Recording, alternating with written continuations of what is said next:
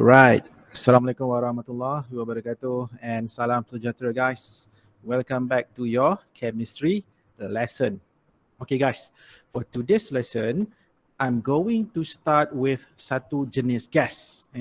Dan saya labelkan this unknown gas sebagai gas X. Okay, saya akan start dengan this gas X guys. So kalau you guys tengok dekat sini kan, dekat screen. So katakanlah guys, kita ada suatu gas, unknown gas yang saya labelkan sebagai gas X.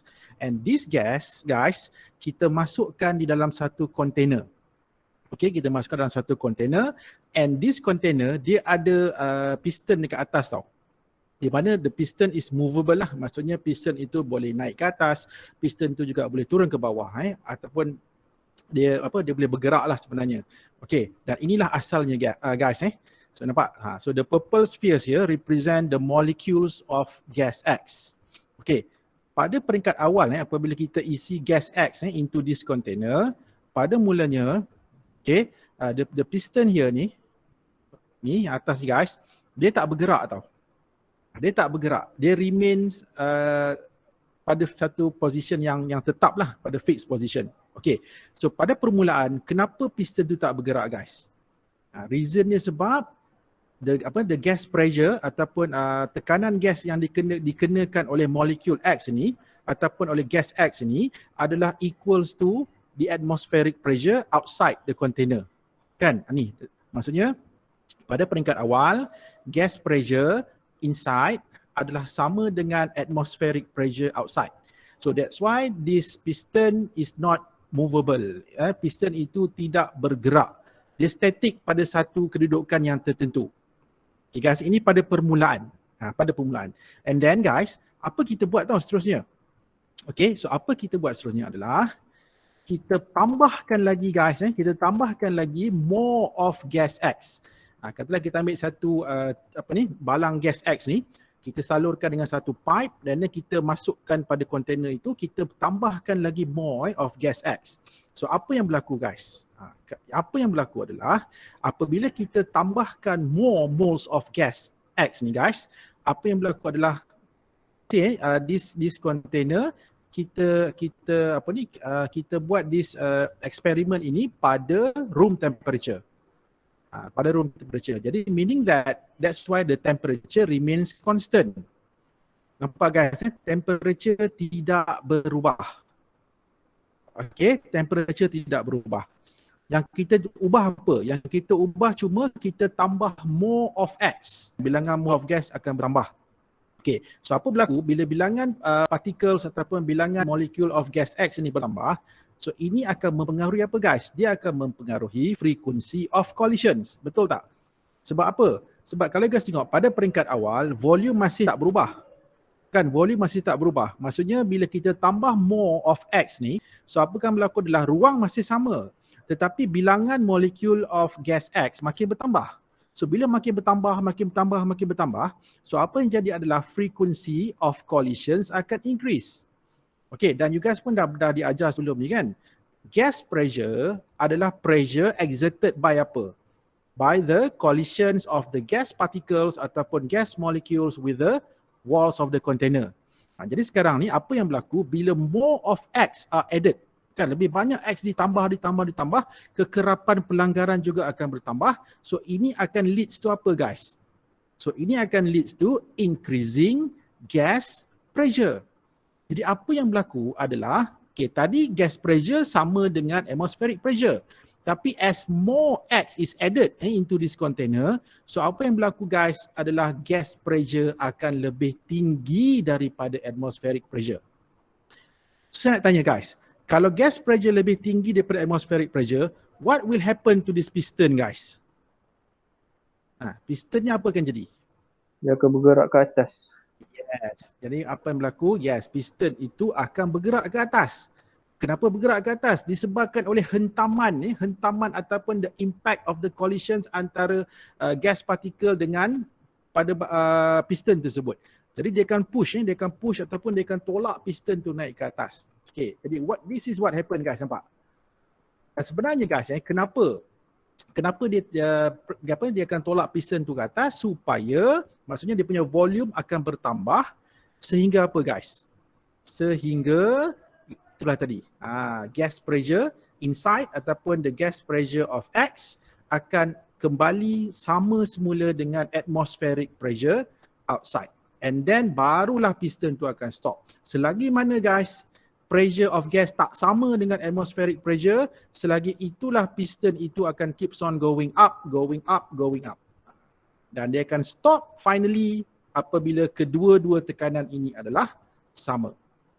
Okay guys, so daripada this experiment, apa conclusion yang kita boleh buat daripada sini guys? Can anyone please tell me, apa conclusion dia? Ataupun apa you punya kesimpulan berdasarkan pada observation you all terhadap this experiment. Okay, remember guys, whenever kita nak bincangkan tentang gas ni, kita tak boleh lari daripada 4 variables tu kan. Ingat lagi the 4 variables. So what are the 4 variables? Kita ada pressure, kita ada volume, kita ada mole of gas, kita ada temperature kan. Okay, sekarang saya nak tanya you all, dalam this experiment ini guys, which variable adalah constant? Which variable yang tak berubah? Temperature. Yes, yang pertama temperature tak berubah. Betul tak? And then yang kedua apa yang tak berubah guys? Yang tak berubah adalah pressure. Nampak tak apa yang berlaku kat sini? Kenapa saya kata pressure tak berubah? Okay, mungkin ada yang agak keliru kat sini. Bukankah tadi pressure bertambah? Guys, betul. Gas pressure bertambah. Tetapi selepas dia bertambah, apa yang akan berlaku? Dia akan cuba untuk equalizekan balik, nampak tak? Asalnya dia memang constant. Maksudnya gas pressure sama atmospheric pressure. Okay, kita kan ada 4 variables, remember kan? When we are discussing tentang gases, especially the behavior of gas. Okay, so kita tak boleh lari daripada 4 variables ni kan? So dalam case of this experiment, kan? Kalau kita tengok kan, kita ada 4 variable tu. Kita ada pressure, volume, mole of gas dan temperature. So what happened here in this experiment adalah temperature and pressure, both of these are constant. Nampak tak? Kedua-duanya adalah constant. Maksudnya sebelum dan juga selepas adalah sama. Begitu temperature dan juga pressure. Nampak tak? Pressure pun sebelum eksperimen and selepas eksperimen pun pressure akan kekal constant. Nampak tak guys? At the end pun tetap pressure, gas pressure finally akan sama kembali semula dengan atmospheric pressure. Jadi meaning that temperature dan pressure are constant in this experiment. So sekarang ni, the only 2 variables yang berubah adalah volume dan moles. Actually guys, this experiment, apa tujuan kita buat this experiment adalah untuk kita nak observe apa hubungan antara moles of gas dengan volume of gas sekiranya pressure of gas and temperature are constant. Okay guys, jadi apa hubungan yang nampak dekat sini? Tu saya tanya awal-awal tadi kan, sebelum putus tadi tu kan, saya tanya apa hubungan antara volume dan moles of gas yang you guys nampak daripada this experiment? Nampak kan? Saya tunjuk dekat skrin ni, nampak? Asalnya nampak, ini volume asal. Oops, sorry. Okay, so ini volume asal. Katalah kita labelkan V1. Guys, sekarang cuba you guys tengok final volume. Katalah kita labelkan V2. Apa you guys nampak sebelum dengan selepas? Maksudnya sebelum kita masukkan, kita tambahkan more moles of X. Dan selepas kita tambahkan moles of X, more moles of X. Apa you guys nampak? Volume Semakin bertambah. banyak, okay. Nak cuba je. Macam mana? Tak balik? Sekali lagi, tak dengar. Boleh ulang sekali lagi tak? Volume bertambah. Okey, maksudnya volume bertambah apabila apa? Apabila number of moles bertambah. Yes, jadi maksud dia, apa yang kita nampak kat sini adalah volume of gas adalah directly proportional dengan mole of gas. Betul tak? Tapi dengan syarat pressure dan juga temperature mestilah constant guys. Jadi sebenarnya guys, hubungan antara volume dan mole of gas ini, itulah dia the third gas law yang saya nak ajar pada you all hari ini. Apa dia? So guys, inilah dia apa yang disebut sebagai Avogadro's law. Nah, itulah dia Avogadro's law guys. Di mana Avogadro's law states that at constant pressure and temperature. Nampak? P and T. Pressure and temperature at constant. Jadi according to this Avogadro's law, at this condition di mana pressure dan temperature adalah constant, the volume of a gas, tak kisah whatever gas it is. Okay, apa-apa gas, semua gas sama je. Maksudnya the volume of a gas is directly proportional to the number of moles of the gas present. Kan?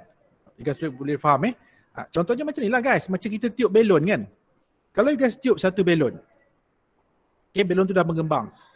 And then katakanlah kalau you guys tiup lagi belon itu, takkanlah belon tu akan jadi makin kecil. Betul tak? Of course belon tu akan jadi makin besar. Kenapa? Sebab lagi banyak mole of air yang kita masukkan ke dalam belon tersebut. Itulah the Avogadro's law. Maksudnya the more moles of gas added, so maksudnya volume of gas juga akan semakin bertambah. Okay? So inilah dia yang dikatakan Avogadro's law. Dan inilah dia guys orangnya. Mr. Lorenzo Romano Amedeo Carlo Avogadro.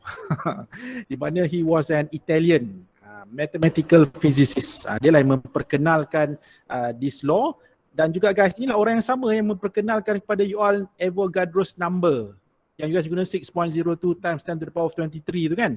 So itulah orang yang sama juga.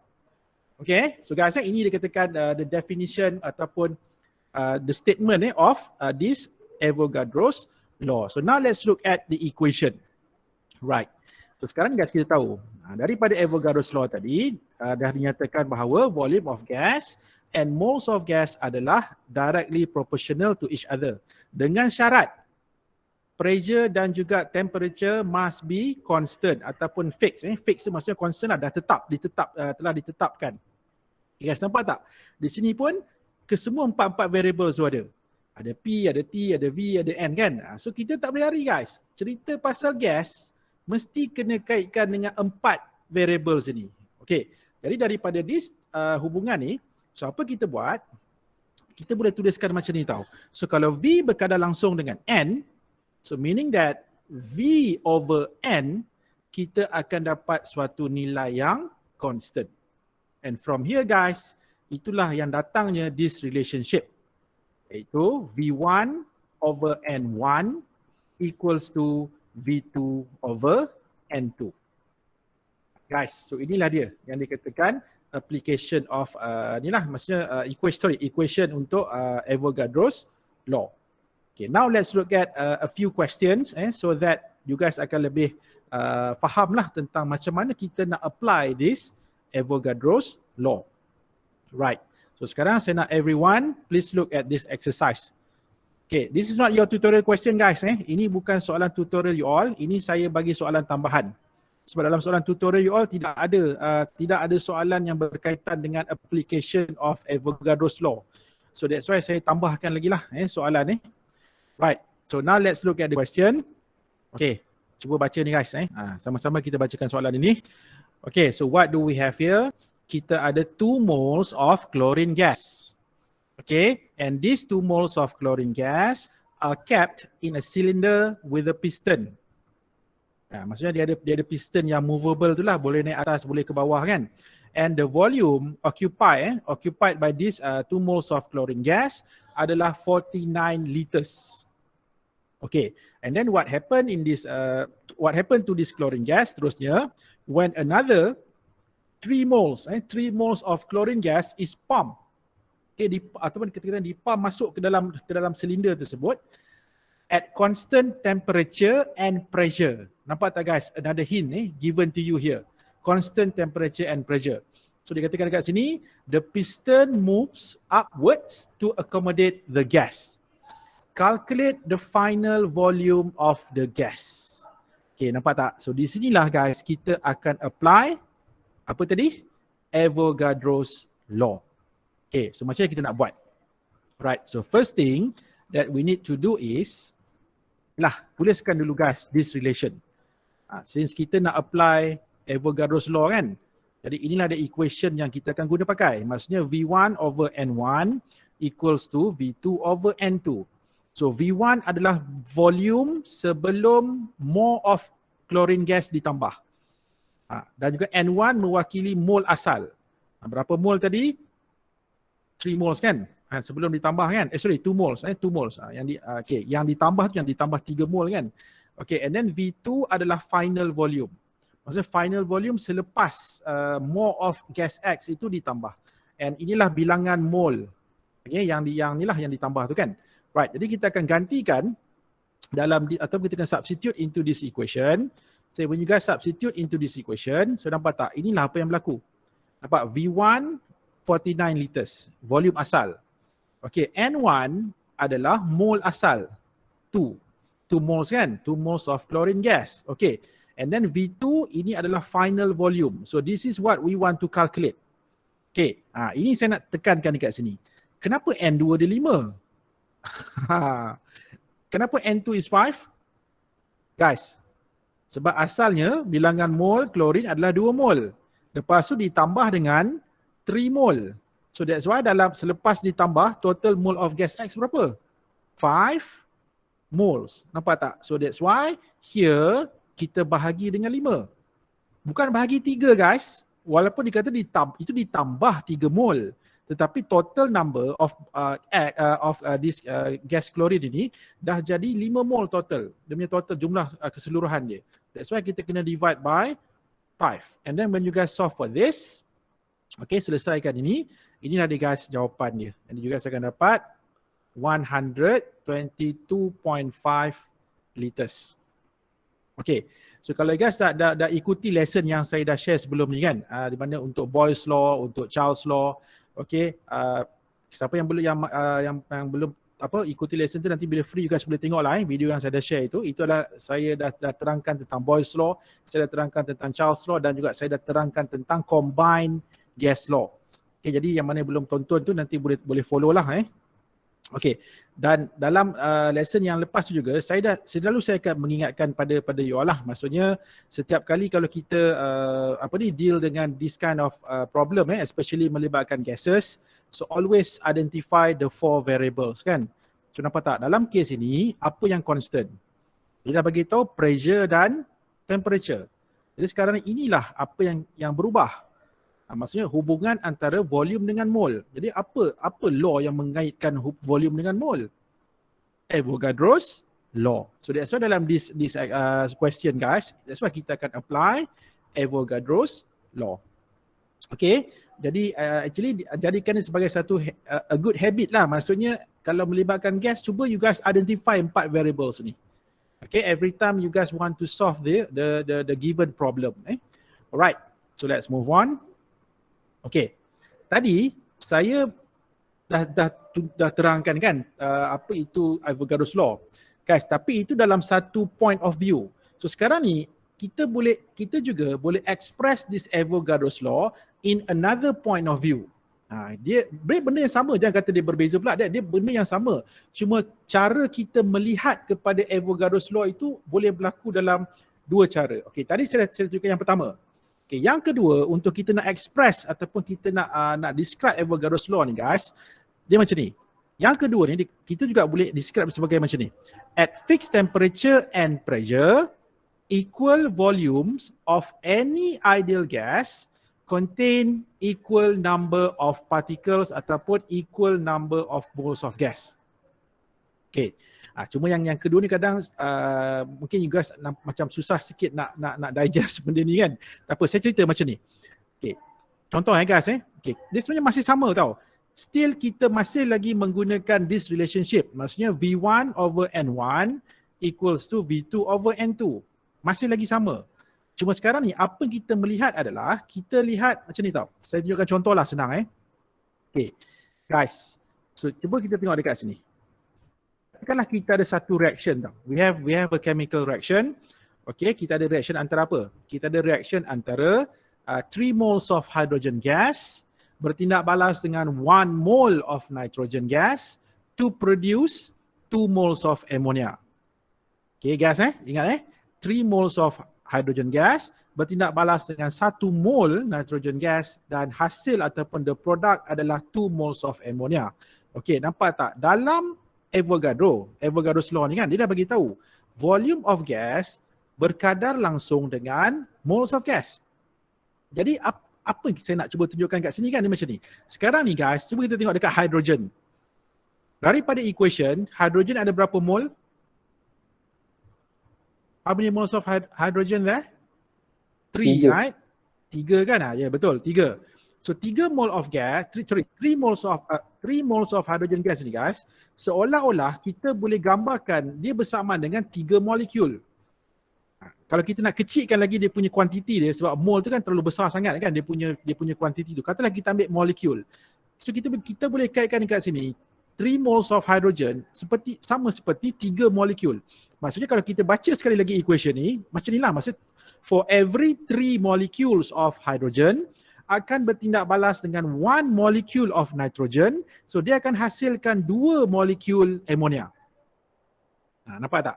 Ataupun dalam mol lah. So kalau mol, ini yang biasa yang kita faham lah kan, 3 moles. Okay. And since guys, mole of gas berkadar langsung dengan apa? Dengan volume kan? So kita juga boleh katakan dekat sini, the volume of hydrogen gas adalah 3 parts of volume. Ataupun kita boleh kata dia adalah 3 liters contohnya, 3 liters. Sebab apa dia berkadar langsung? Betul tak? Kalau maksudnya kalau bilangan mole of gas 3 mol, kita boleh andaikan volume of gas juga 3 liter. Kalau 1 mol, 1 liter. Kalau 2 mol, 2 liter. Sebab apa? Sebab bila bilangan mol makin bertambah, bukankah volume pun makin bertambah kan? Jadi maksudnya dalam kes ini, that's why dia berkadar langsung guys. Jadi sama juga dengan nitrogen. So since nitrogen ada 1 mol, so kita boleh anggap nitrogen ini adalah 1 liter. So kalau kita ada 3 liter hydrogen, how many liters of ammonia kita akan dapat? Guys, come on. 2 liters. Betul lah. So kita akan dapat 2 liter ammonia.